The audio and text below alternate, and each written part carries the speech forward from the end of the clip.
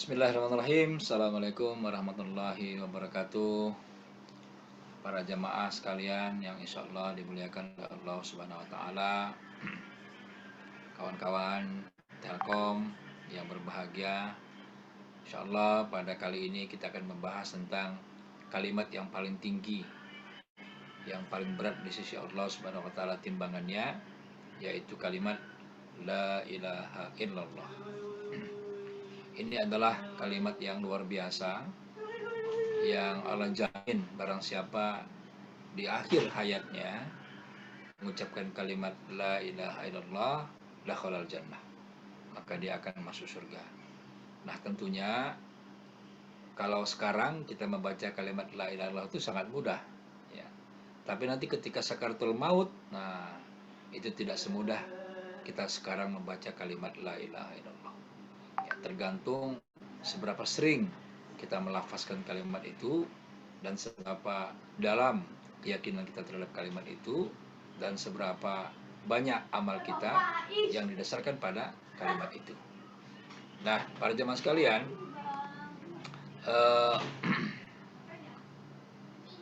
judul kita pada kali ini adalah La ilaha illallah sebagai yang tertinggi dan tujuan serta hikmah berzikir. Jadi zikir itu sederhananya adalah mengingat Allah Subhanahu Wa Taala, ya. Dan Allah itu satu, Allah itu ahad, ya. Seperti dalam surat Al-Ikhlas, Qul huwallahu ahad. Allah itu satu, Allah itu tidak ada sekutunya, ya. La syarika lahu, tidak ada yang serikat dengan dia. Nah, oleh karena itu, ya, Imam Baihaqi di dalam kitab Syu'abul Iman, ya, atau cabang-cabang iman, itu meriwayatkan sebuah hadis dari Rasulullah SAW yang berbunyinya adalah iman itu memiliki 73 cabang. Yang paling atas adalah ucapan La ilaha illallah, ya, yaitu tiada Tuhan selain Allah, ya. Dan kalau kita bicara iman, maka ada rukun iman, ya, ada 6 rukun iman. Yang pertama adalah iman kepada Allah, ya.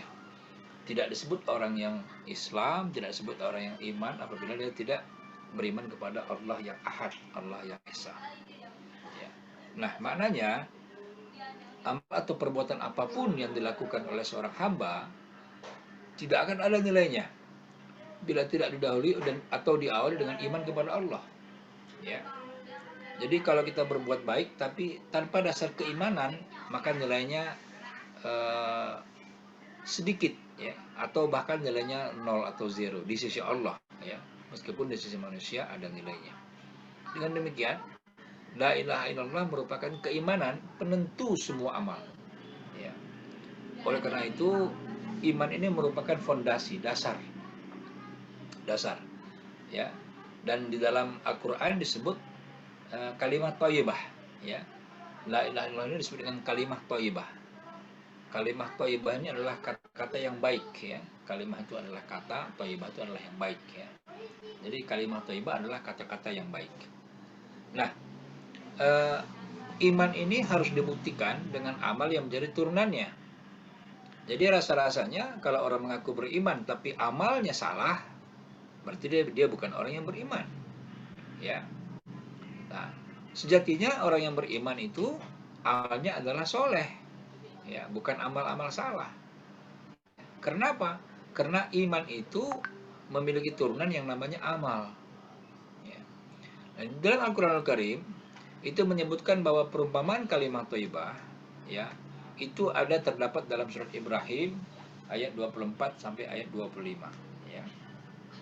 Mari coba kita perhatikan, ya. Kita tadabburi ayat ini, ya, yaitu surat 14 Ibrahim ayat 24 dan ayat 25. Di sini Allah berfirman, A'udzubillahi minasyaitonirrajim. Alam tara kaifa daraballahu masalan kalimatan thayyibatan kasajaratin thayyibatin asluha sabit wa faru'aha fis sama. Perumpamaan, ya, tidakkah kamu memperhatikan bagaimana Allah membuat perumpamaan Perumpamaan apa? Perumpamaan kalimat yang baik seperti pohon yang baik. Ya, kalimat thayyibah ini adalah kalimat la ilaha illallah. Itu seperti pohon yang baik, ya. Apa maksudnya? Asluha sabit, ya, akarnya kuat, terhunjam ke bumi, dan wafarwaha fis sama, dan cabangnya menjulang ke langit, ya. Jadi orang yang memiliki iman yang kuat, maka secara kalau diibaratkan pohon, itu pohonnya akan sangat kokoh sekali. Ya, karena apa? Akarnya terunjam ke langit sehingga cabangnya menjulang, akarnya terunjam ke bumi dan cabangnya menjulang ke langit. Ya. Nah, pohon itu memberikan buah, ya. Dalam ayat yang ke-25 Allah berfirman, tu'ti ukulaha kullahinin bi rabbiha. Pohon itu menghasilkan buahnya pada setiap waktu dengan izin Tuhannya. Ya, jadi berbuah terus. Masya Allah. Ya. Wa yadribullahul amsal, dan itulah Allah membuat perumpamaan linnas untuk manusia, la'allahum yatadzakkarun, agar manusia selalu ingat. Ya, agar manusia selalu ingat. Nah, ini di dalam Al-Quran Ibrahim ayat 24 dan ayat 25. Sehingga tanpa amal, ya, iman tidak akan sempurna, ya. Jadi percuma mengaku beriman kalau dia tidak ada amalnya atau amalnya salah. Nah, karena itu setiap karyawan muslim profesional, ya, itu harus memiliki kalimat thayyibah ini, kemudian memahaminya dengan baik, lalu mengamalkannya dalam semua aktivitas kerja mereka sehari-hari. Ya. Nah, dengan semuanya itu, para karyawan muslimin profesional akan menjadi karyawan-karyawan yang tangguh dalam menghadapi tugas-tugas berat, tidak mudah menyerah terhadap berbagai ujian dan cobaan, dan produktif dalam bekerja. Kenapa? Karena dalam hatinya, insya Allah Allah akan tolong saya, Allah bersama saya, gitu ya. Sehingga tidak ada tugas yang berat di dalam benaknya. Ya, meskipun tugas itu berat, ya. Lalu dia tabah ketika dia ada ujian-ujian dan cobaan, dia tabah. Ya. Nah, ini apa namanya, pentingnya iman, ya. Karena iman yang sempurna itu akan menghasilkan amal yang sempurna. Nah, sekarang kita masuk kepada pokok bahasan. Pertama adalah seruan Al-Quran tentang la ilaha illallah, ya. Itu artinya apa? Allah Subhanahu wa taala menyuruhkan dalam Quran surat Muhammad ayat 19, ya. Ini apa namanya? Bagaimana Allah berfirman, ya, dalam surat Muhammad, ya, ayat ke-19, ya. Mari kita sama-sama melihat, ya, suratnya. Muhammad surat 47 ayat 19. A'udzubillahi minasyaitonirrajim. Bismillahirrahmanirrahim. Fa'lam annahu la ilaha illallah. Ini sering kita baca kalau kita mau berzikir, ya, kalau kita mau tahlil ini khususnya. Ya, pemimpin tahlil bilang fa'lam annahu la ilaha illallah. Lalu kita sambut, ya. Hayyum baqi misalnya. La ilaha illallah hayyum maujud. La ilaha illallah hayyum maqsud. Barulah la ilaha illallah. Itu, ya. Nah, itu adalah diambil daripada surat Al-Quran. Fa'lam annahu la ilaha illallah wastaghfir li dzambika. Ya, ketahuilah bahwasanya tidak ada Tuhan selain Allah. Ini Allah mengenalkan dirinya, ya. Tidak ada Tuhan selain aku, kata Allah. Kemudian wastaghfir li dzambik, dan mohonlah ampunan atas dosamu. Ya. Nah, jadi apa? Allah tahu kita ini banyak dosa, sehingga Allah nyuruh kita untuk minta ampun. Ya. Makanya di sini ada kata-kata istighfar, ya. Makanya oleh karena itu kita harus memperbanyak istighfar, ya. Nah, di sini dijelaskan wastaghfir li dzambik wal mu'minina wal mu'minat, ya. Mohonlah ampunan atas dosamu dan atas dosa orang-orang mukmin laki-laki dan perempuan, ya. Kemudian di ujung ayatnya Allah berfirman wallahu ya'lamu mutaqallabakum wa maswaakum, ya. Dan Allah mengetahui tempat usaha dan tempat tinggalmu, ya. Ini artinya Allah mengetahuilah keadaan kita. Nah, ini seruan Al-Quran yang mengatakan bahwasanya Allah itu satu, tempat disembah, ya, iyyaka na'budu, ya, yang kita baca dalam Al-Fatihah, ya, tempat Allah menyembah, wa iyyaka nasta'in, dan tempat kita meminta pertolongan. Nah, oleh karena itu kita harus banyak-banyak mohon ampun, ya, atas dosa-dosa kita, ya, supaya Allah memberikan kita pertolongan-pertolongannya. Nah, yang kedua, kalimat la ilaha illallah sebagai kalimat zikir terbaik, ya. Ya, kenapa la ilaha illallah itu dianggap sebagai zikir terbaik? Ya. Karena dalam kalimat la ilaha illallah itu mengandung peniadaan atau nafi, ya.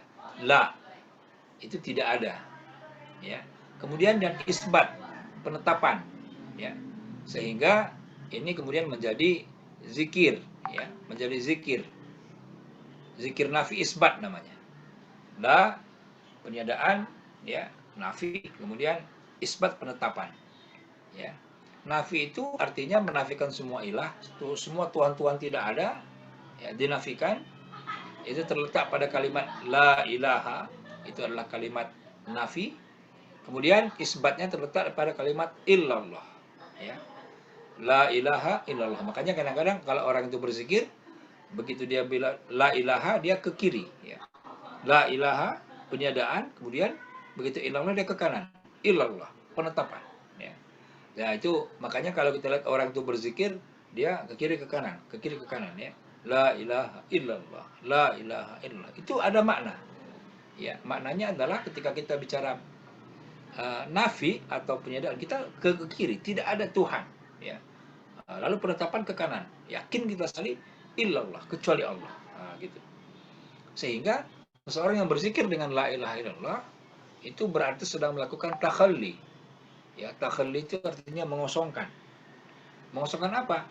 Mengosongkan hati dari semua Tuhan. Ya, Tuhan jabatan, Tuhan harta, Tuhan perempuan, Tuhan apapun lah, ya. Kekuasaan dan sebagainya. Itu ditakhalli, dikosongkan, ya. Nah, ini ada dalam proses la ilaha tadi. Dan ketika kita ke kiri tadi, la ilaha itu proses takhalli. Ya. Nah, di samping takhalli, orang yang berzikir la ilaha illallah juga sekaligus melakukan tahalli. Nah, ini tahalli yang terdapat dalam kalimat illallah, ya. Nah, jadi tahalli itu artinya apa? Mengisi, ya. Tadi sudah dikosongkan, la ilaha, tidak ada Tuhan, lalu illallah, diisi dengan Allah. Nah, ketika ini proses berhasil, maka akan terjadi tajalli dalam diri orang itu. Nah, tajalli inilah hasilnya, ya. Hasilnya apa? Kesucian hati, keikhlasan, kesabaran, dan akhlak-akhlak terpuji lainnya. Jadi akhlak-akhlak terpuji itu adalah hasil daripada takhalli dan tahalli tadi, ya. Subhanallah. Yang ketiga, tujuan dan hikmah zikir la ilaha illallah. Ada banyak ini, ya. Yang pertama adalah zikir itu memasukkan iman ke dalam hati kita, ya. Dengan kita berzikir, maka iman itu masuk. Makanya kita harus sering-sering memperbarui iman, ya, karena iman itu naik dan turun. Al-imanu yazid wa yankus. Nah, oleh karena itu bagaimana cara kita menambah keimanan itu dengan memperbanyak amal-amal soleh.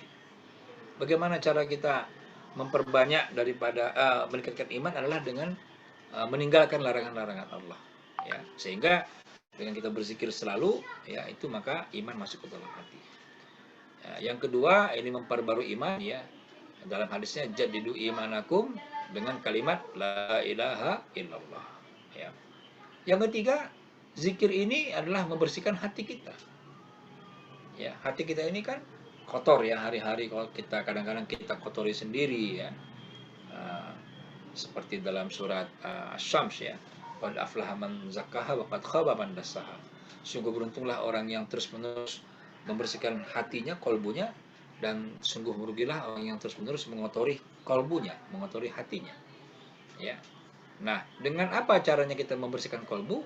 Di antaranya adalah dengan zikir la ilaha illallah. Dalam hadis riwayat Baihaqi disebutkan likulli syai'in siqalah wa siqalatil qulub zikrullah, ya. Nah, setiap sesuatu itu ada pembersihnya, dan pembersih hati adalah zikrullah, ya. Nah, yang keempat, mengikis kefasikan. Ya, ini dalam surat Al-Hasr ayat 19, An-Nisa 142, Al-Baqarah 152 ya. Jadi kalau fasik ini adalah apa? Kita yakin tapi kita nggak amalkan, itu namanya fasik ya. Fasik. Kita ucapkan, kita yakin tapi kita amalkan. Ya. Nah, yang kelima, menenangkan hati. Nah, ya Ar-Ra'd ayat 28 maupun Al-Fat ayat 4 ya. Jadi kalau hati kita gundah gulana ya, gelisah, zikir saja. Ya, la ilaha illallah, la ilaha illallah. Maka Allah akan mengisi hati kita dengan ketenangan. Yang berikutnya, melembutkan hati kita, Az-Zumar ayat 22 ya. Hati-hati yang keras ya. Hati-hati yang tidak pernah tersentuh dengan kalimat-kalimat Allah, ya mari kita perbanyak zikir. La ilaha illallah. Insyaallah hati kita menjadi lembut ya. Yang ketujuh, menghusukkan hati. Ini kadang-kadang hati kita lalai ya, hati kita lalai. Makanya kita perbanyak dengan khusyuk, dengan zikir la ilaha illallah supaya khusyuk. Dalam surat Al-Hadid ayat 16 ya. Kemudian yang kedelapan, membuktikan kecintaan kita kepada Allah. Al-Ahzab 41. Ya. Jadi kalau dalam kaidah cinta itu kan, man habballah katsira dzikrahu. Barang siapa yang mencintai ya Allah, maka perbanyaklah zikir kepadanya. Gitu ya. Itu bukti kita cinta kepada Allah. Sama dengan kalau kita cinta seseorang kan sering, kalau disebut namanya kan kita bahagia, senang sekali kita. Nah, seperti itulah ya, kalau kita cinta kepada Allah, kita sering-sering menyebut nama Allah ya. Bahagia rasanya hati kita ketika kita sering-sering menyebut nama Allah. Yang kesembilan, menggapai pahala yang besar, Al-Ahzab ayat 35 ya. Yang ke-10, terhibur malaikat saat sakaratul maut. Ini yang luar biasa, Fussilat 30-31 ya. Dalam ayat ini digambarkan ketika nanti kita sudah sakaratul maut, turun malaikat ya, mengabarkan kepada kita bahwasanya kita disiapkan surga. Masya Allah ya. Ini akibat zikir-zikir yang kita lakukan. Dan yang 11 terakhir adalah berintis jalan husnul khotimah, kembali ke surga ya. Al-Ra'd 28 maupun Al-Fajr 27 sampai ayat 30. Nah, para jemaah sekalian, ini begitu banyaknya ya hikmah daripada zikir ini. Rasa-rasanya jangan sampai dalam satu hari pun tidak kita melakukan zikir ini ya. La ilaha illallah. Jangan sampai satu hari pun tidak ada. Lalu yang keempat, la ilaha illallah ya, sebagai iman tertinggi. Ketika seseorang mengucapkan kalimat la ilaha illallah, maka kalimat tersebut merupakan ungkapan dari keyakinan dan pengakuan yang terhadap keesaan Allah yang maha kuasa, maha mengetahui, maha perkasa, maha bijaksana, dan maha dalam segalanya ya. Dalam Asmaul Husna ada 99 maha Allah itu ya. Nah, meskipun itu segalanya Allah itu maha ya. Segalanya Allah itu maha. Tapi pengakuan Allah itu maha dari mana? Itu dari zikir yang kita ucapkan dengan kalimat la ilaha illallah ya. Nah, jadi kalau ucapan kita sama dengan keyakinan hati kita, sama dengan perbuatan kita, itulah iman. Jadi kita mengucapkan kalimat la ilaha illallah, hati kita meyakini ya Allah tidak ada Tuhan selain Allah. Lalu apa? Amal kita yang baik. Nah, itulah dia orang yang beriman. Tapi kalau orang itu mengucapkan kalimat la ilaha illallah, tapi tidak sama dengan keyakinannya tidak seperti itu ya. Ucapannya saja yang dia katakan dari Tuhan selain Allah, hatinya tidak ya. Lalu perbuatannya pun tidak menunjukkan ucapannya, maka itulah orang yang munafik. Nauzubillah min dzalik ya. Nah, yang berikutnya, ucapannya sama dengan keyakinannya. Dia ucapkan kalimat la ilaha illallah dan dia yakin Allah itu esa, tidak Tuhan selain Allah, tapi amalnya tidak gitu ya. Tidak menunjukkan amal-amal baik, malah amal-amal buruk. Inilah orang yang fasik ya. Nah, kalau misalkan yang awal ini kita bisa lakukan ya, ucapan sama dengan keyakinan, hati sama dengan perbuatan ya, maka apabila iman ini sudah dimiliki oleh seorang karyawan ya, maka karyawan itu akan memiliki integritas yang tinggi, penuh dedikasi dan komitmen, loyal, dan sangat bisa untuk dipercaya ya. Nah, dipercaya ini adalah hal yang sulit ya, tapi apabila orang-orang ini memiliki iman, maka dia sangat bisa dipercaya ya. Dan ini yang kelima, la ilaha illallah memberikan perlindungan dan energi dahsyat bagi muslim profesional Jadi orang yang selalu mengucapkan la ilaha illallah, dia merasa ada yang melindungi dirinya. Dan itu dahsyat sekali karena Allah yang melindungi. Ya. Seorang bos aja ketika ada bodyguard yang melindungi dia merasa tenang. Ya. Apalagi nih Allah yang langsung melindungi. Itu luar biasa. Ya. Nah, para karyawan profesional yang selalu berzikir dengan mengucapkan la ilaha illallah adalah hamba-hamba lain jiwa dan kalbunya selalu terhubung dengan Allah Subhanahu wa taala. Dengan selalu ingat kepada Allah, maka para karyawan muslim profesional akan senantiasa berada di dalam patut dan pengawasan daripada Allah Subhanahu wa taala. Ini Al-Baqarah ayat 152 ya. Nah, jadi kalau kita lihat ya, para karyawan muslim profesional yang beriman kepada Allah dan selalu mengingat Allah dengan berzikir ya, maka tidak akan mudah mengalami ketakutan dan kebingungan. Ini yang sering terjadi ya di kalangan karyawan profesional. Ya, selalu ketakutan, ya, takut dipecat, takut diturunkan jabatan, takut ini, takut itu, akhirnya bingung ya. Nah, sebab mereka memiliki pegangan yang sangat kuat dan tidak akan putus. Jadi orang yang beriman itu dia tidak akan pernah takut dan tidak akan pernah putus dan tidak pernah bingung ya. Kenapa? Dia memiliki pegangan yang kuat. Ketika mereka berhasil dan berada dalam keadaan tenang, maka mereka bersyukur. Masya Allah. Sehingga tidak sombong dan tidak menjadi orang yang takabur. Sebaliknya, ketika menghadapi kegagalan, ujian dan cobaan, mereka bertawakal ya kepada Allah dan mereka menerimanya sebagai pesan yang terbaik daripada Allah untuk diri mereka ya. Jadi indah sekali ya dalam sebuah hadis disebutkan aja lil amril mu'min, sangat indah perilaku orang-orang mukmin. Apabila dia mendapatkan nikmat dia bersyukur, apabila dia mendapatkan ujian dia bersabar. Subhanallah. Ya. Nah, ini sebagai apa? Terakhir ya. Mari kita selalu berdoa supaya apa? Supaya supaya kita selalu ingat dengan Allah Subhanahu wa taala ya. Ini doanya, Allahumma a'inni ala dzikrika wa syukrika wa husni ibadatik. Ya. Ya Allah, tolonglah aku agar selalu berzikir mengingatmu, bersyukur padamu dan memperbagus ibadah padamu. Ini dia ya.